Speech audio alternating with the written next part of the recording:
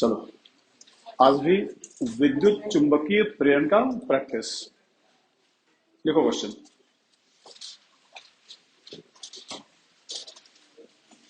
Question ये अपने exam में आया था।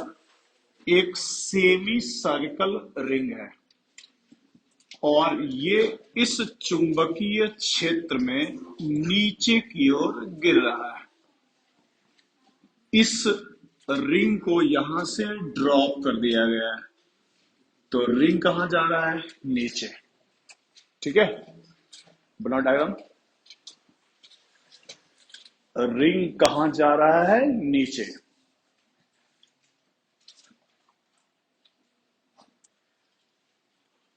ड्रॉप किए, नीचे जा रहा है। कितने स्पीड से? v से। क्वेश्चन लिखो। वलय के दोनों सिरों के लिए, वलय के यूनिट कैसा वलय है? ये अर्ध वलय है। सेमी रिंग के दोनों सिरों के बीच विभवांतर बताएं। सेमी रिंग के दोनों सिरों के बीच विभवांतर बताएं। और पूछा गया था इसमें ये भी बताओ कौन सा बिंदु उच्च विभव और कौन सा निम्न विभव। तो पहले बेटा हाथ लगाओ और बताओ किधर प्लस जाएगा किधर माइनस जाएगा। हाथ लगाओ। कहां गिर रहा है? नीचे। Finger field. वेग कहां? नीचे। उधर क्या गया? प्लस। इधर क्या होगा? माइनस। तो इधर गया प्लस और इधर आया माइनस। ठीक है, तो यहां बना हुआ था P Q और यहां था R।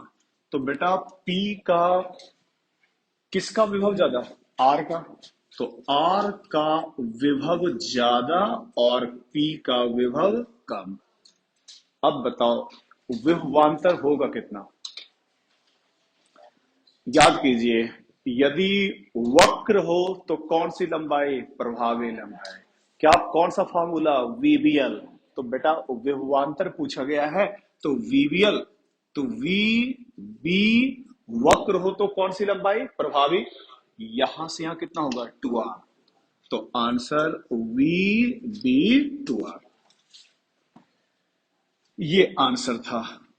ये निकल गया R और P के बीच का विभवांतर। तो पढ़े थे जब वक्र हो तो कौन सी लंबाई? प्रभावी लंबाई का यूज करते हैं। तो वक्र था इसलिए यूज किया गया प्रभावी लंबाई। वक्र था इसलिए यूज किया गया बच्चे प्रभावी लंबाई।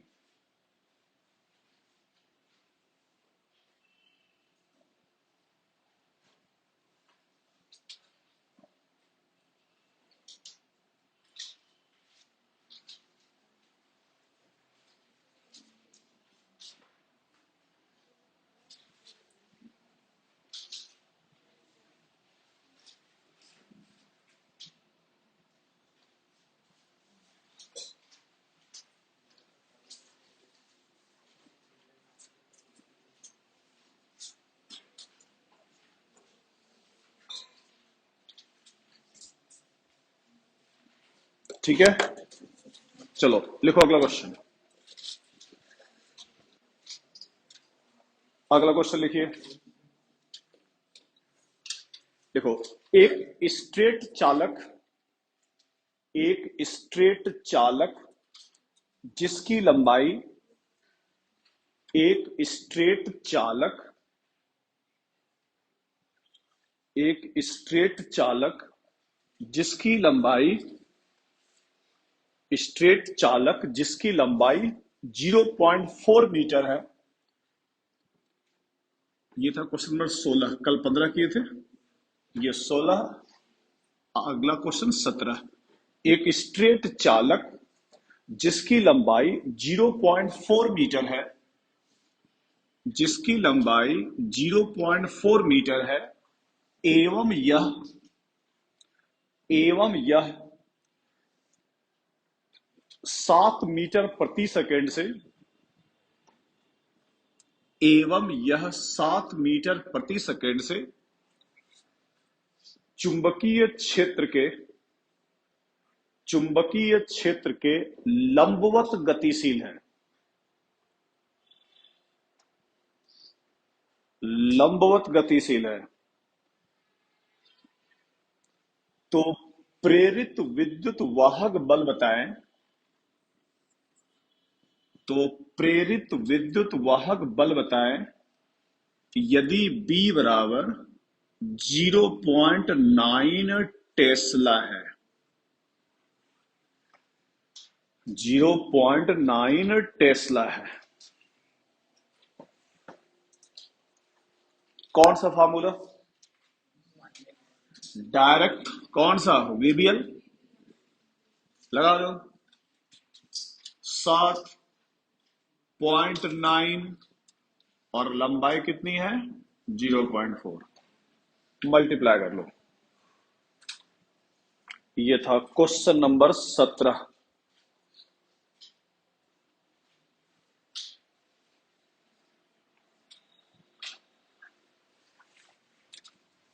मल्टीप्लाई कर लो, जो आ जाए वही आंसर तुम्हारा।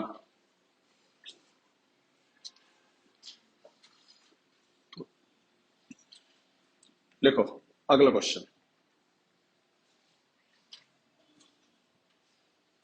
इसको कर लो मल्टीप्लाई, जो आ जाए तुम्हारा। लिखो अगला क्वेश्चन। एक परिनालिका जिसकी व्यास डायमीटर, एक परिनालिका जिसकी डायमीटर 0.1 मीटर है। 0.1 मीटर है। इसमें फेरों की संख्या 2 इंटू 10 की पावर 4 है। इसमें फेरों की संख्या 2 इंटू 10 की पावर 4 प्रति मीटर है। प्रति मीटर है तो वह छोटा एन होगा। 2 इंटू 10 की पावर 4 प्रति मीटर है। यदि परिनालिका के केंद्र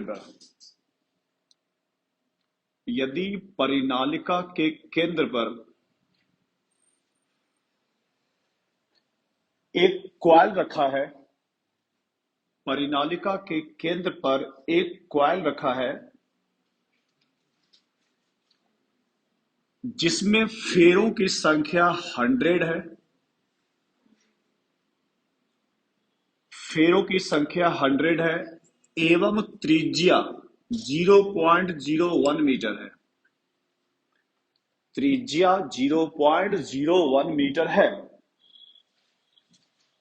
थोड़ा बड़ा क्वेश्चन है, देखो। यदि परिनालिका में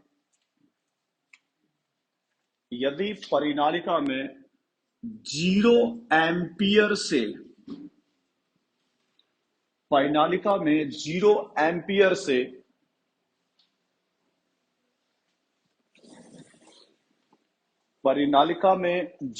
एम्पियर से 4 एम्पियर धारा 0 एम्पियर से 4 एम्पियर धारा 0.05 सेकंड में हो जाती है।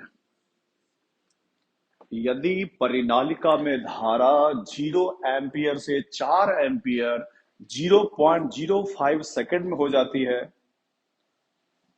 तो प्रवाहित आवेश बताएं यदि कुंडली की प्रतिरोध 10 पाई स्क्वायर ओम है। आज का ये क्वेश्चन नंबर 18 है। पूरा क्वेश्चन पढ़ो, पहले विजुलाइज करो।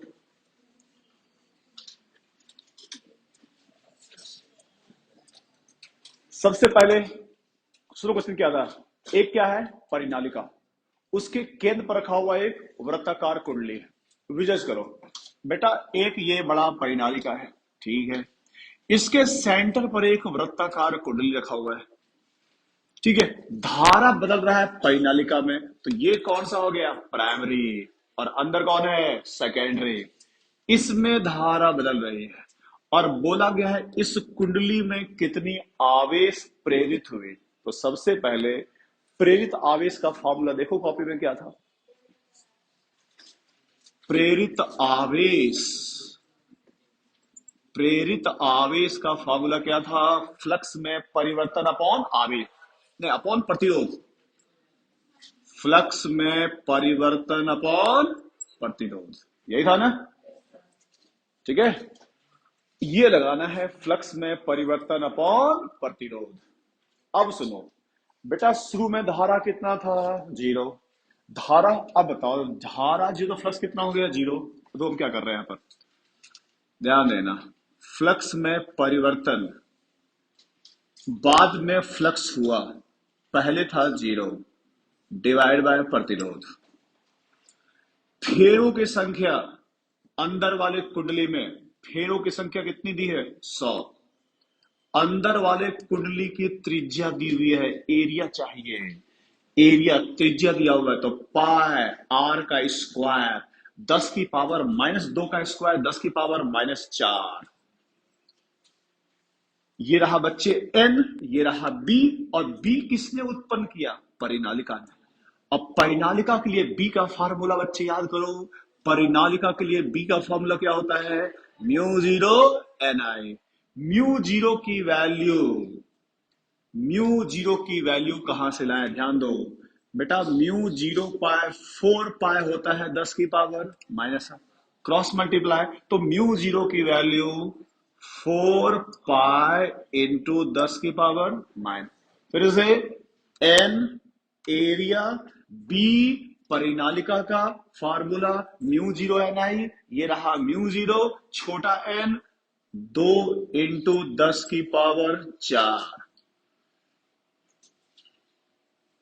Formula B mu zero N I, तो ये रहा म्यू जीरो, ये रहा एन, और आई, आई कितना हो गया था, 4 एम्पियर इंटू 4 डिवाइड बाय कुल प्रतिरोध कितना था, 10 इंटू पाई स्क्वायर।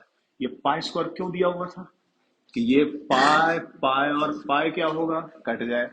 ये बेटा +4 और ये क्या है, -4, ये दोनों भी कट गया। ठीक है, यहां से भी एक जीरो और एक जीरो कट गया, तो क्या इधर बचा, 10, और उधर क्या बचा, 4 2 8, और तो कितना 32, और कुछ बचा क्या, हाँ बेटा 10⁻⁻7, एक एडजस्ट कर दो, आंसर था 32 माइक्रोकुलम, क्योंकि 10⁻⁻6 को क्या बोलते हैं, माइक्रो। Answer 32 microcoulomb.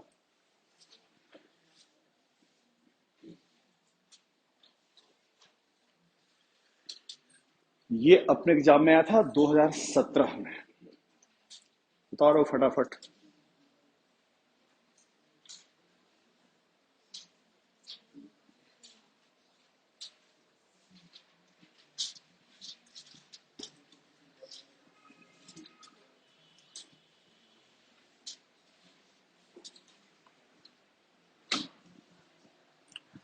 तो बेटा प्रेरित आवेश का फार्मूला फ्लक्स में परिवर्तन अपॉन प्रतिरोध, फ्लक्स में परिवर्तन, फ्लक्स का फार्मूला एन ए बी, पहले धारा नहीं थी तो जीरो थे, तो फ्लक्स में परिवर्तन एन ए बी, नीचे था प्रतिरोध, बी का फार्मूला, बी था कहा, परिनालिका से, परिनालिका के लिए बी का फार्मूला क्या था, म्यू जीरो एन आई।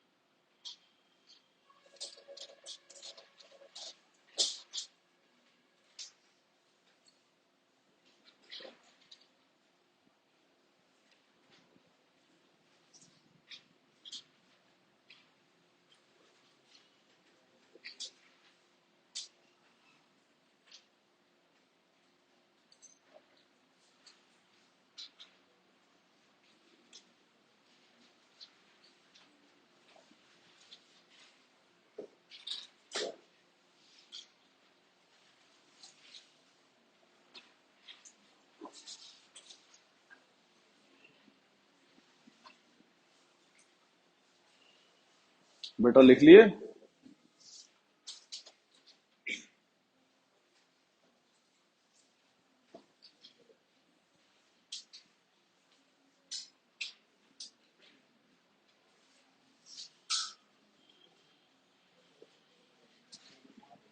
चलो लिखो अगला क्वेश्चन। एक बार और समझ लो क्या था क्वेश्चन। एक परिनालिका, बेटा परिनालिका के लिए बी का फॉर्मूला म्यूंडो म्यू जीरो एन आई। कौन सा एन? छोटा एन। छोटा एन क्या होता है? एकांक लंबाई में फेरों की संख्या। अब अंदर एक कॉइल था, बाहर एक कुंडली दिया हुआ है। इसमें धारा कहां से कहां गई? 0 से 4 एम्पियर। कितने समय में? 0.05 सेकेंड। बेटा प्रेरित आवेश का फॉर्मूला क्या पढ़े थे? फ्लक्स में परिवर्तन अपॉन प्रतिरोध। पहले धारा नहीं था तो फ्लक्स नहीं था, धारा आ गया तो फ्लक्स हो गया। कितना हो गया? N A B divide by R. N A B और बी का फार्मूला कहां से लाए? परिनालिका के लिए। कितना लाए? Mu zero N I. रख लीजिए। देखो अगला क्वेश्चन। बेटा ये त्रिज्या 10 की पावर -2 है। एरिया निकालोगे तो पाई आर स्क्वायर। तो बताओ ये इसका मतलब कितना है? 10 की पावर -2 है। तो त्रिज्या निकालोगे पाई आर स्क्वायर, तो पाई 10 की पावर -2 का स्क्वायर -4 हो गया। ये था क्वेश्चन नंबर 18। अगला देखो क्वेश्चन नंबर 19। क्वेश्चन नंबर 19, समय और धारा के बीच ग्राफ बना हुआ है। यहां लिखा हुआ है 4 एम्पियर और यहां लिखा हुआ है 0.1 सेकेंड। देखो क्वेश्चन, यदि कुंडली की प्रतिरोध यदि कुंडली की प्रतिरोध 10 ओम है, यदि कुंडली की प्रतिरोध 10 ओम है तो फ्लक्स में परिवर्तन बताएं। यदि कुंडली की प्रतिरोध 10 ओम है तो फ्लक्स में परिवर्तन बताएं।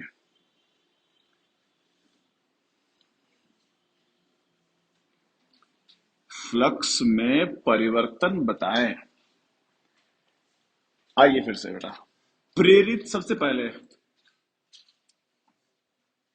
ये धारा समय का एरिया क्या बताएगा? बेटा एरिया निकालते हैं तो लंबाई की चौड़ाई करते हैं। तो तुम ही सोचो, धारा इंटू समय क्या होगा? आवेश। अरे धारा इंटू समय क्या होगा? आवेश। तो सबसे पहले बेटा ये आई टी का क्षेत्रफल, आई टी का जो क्षेत्रफल है वो क्या बताएगा? आवेश। तो पहले तुम आवेश निकाल लो। क्षेत्रफल, त्रिभुज का क्षेत्रफल क्या होता है? हाफ इंटू आधार इंटू चौड़ाई। ऊंचाई, आधार कितना है? 0.1। ऊंचाई कितनी है? 4। कितने से कट गया? 2 से। तो बेटा आवेश कितना निकल गया? 0.2। पहले यहां तक समझ में आया कि नहीं? बेटा एरिया में क्या करते हैं? मल्टीप्लाई करते हैं। तो धारा समय का एरिया क्या बतलाता है? आवेश। धारा समय का एरिया क्या बताता है? आवेश। तो एरिया निकाल लिया, आवेश आ गया। अब बताओ प्रेरित आवेश का फॉर्मूला क्या पढ़े थे? फ्लक्स में परिवर्तन अपॉन प्रतिरोध। पूछा गया है था फ्लक्स में बताओ परिवर्तन, तो आवेश इंटू प्रतिरोध। आवेश कितना? 0.2 और प्रतिरोध कितना? 10। मल्टीप्लाई कर दो, आंसर 2। आंसर 2। यूनिट क्या होगी? बताओ यूनिट क्या? अरे बताओ फ्लक्स की यूनिट। वेबर। अरे था।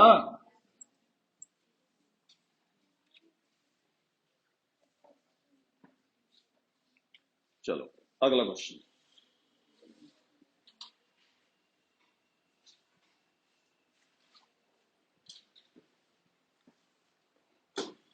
इस कंसेप्ट में धारा समय का क्षेत्रफल क्या बतलाता था? आवेश। क्षेत्रफल निकाल लिए, फार्मूला आवेश बराबर फ्लक्स में परिवर्तन अपॉन प्रतिरोध, क्रॉस मल्टीप्लाई कर दिए, आंसर आ गया। अगला क्वेश्चन नंबर 20 और 21 थियोरेटिकल है, सिर्फ सुन लो। अगला 2 क्वेश्चन जो है वो थियोरेटिकल है,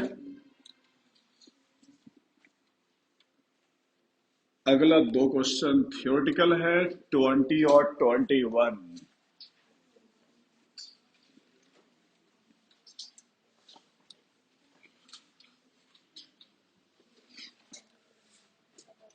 डायरेक्ट पूछा गया है, प्रेरित आवेश का बताओ फार्मूला। बोलो क्या था?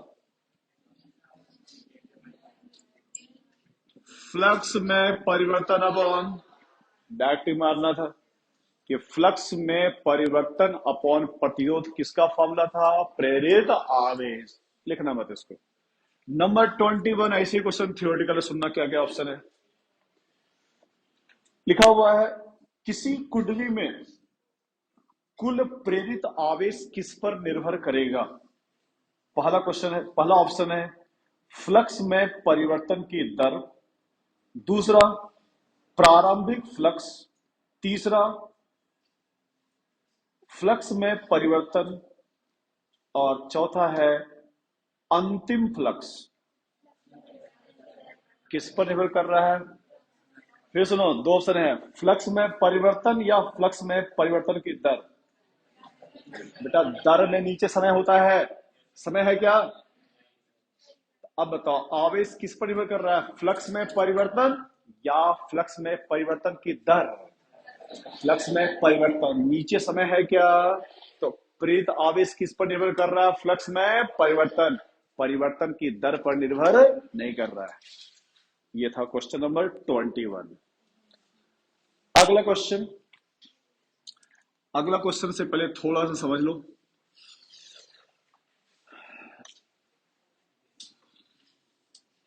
नाम सुना है?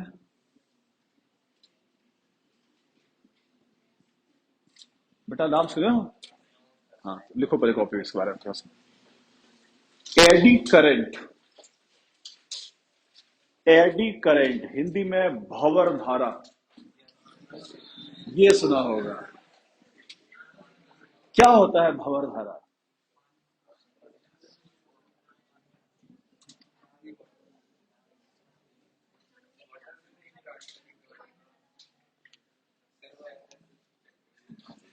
ऐसे उसको बवंडर बोलते हैं, है जो अमेरिका में आता है, टोर्नेडो बवंडर। हवा में वायु घूमते रहता है और वो घूमता है यार, जिस घर के ऊपर है घर को उड़ा लेता है वो। गाड़ी उड़ी नहीं आया, गाड़ी को उड़ा लेता है वो। एनीवे यहां पर भंवर धारा बात कर रहे हैं, विद्युत धारा की बात। ठीक है, लिखो कॉपी में भंवर धारा के बारे में। देखिए जब उच्च आवृत्ति की, जब उच्च आवृत्ति की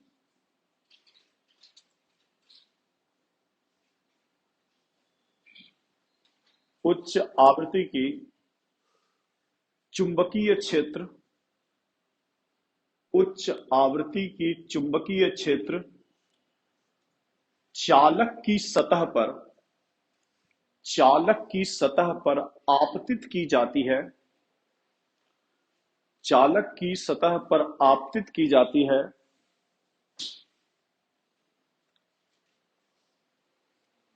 तो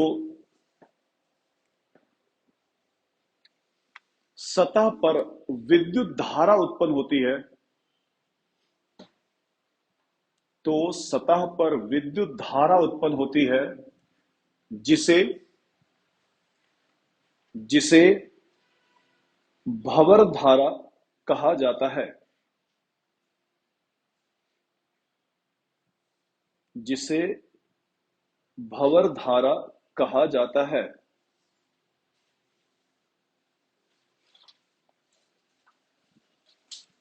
आइए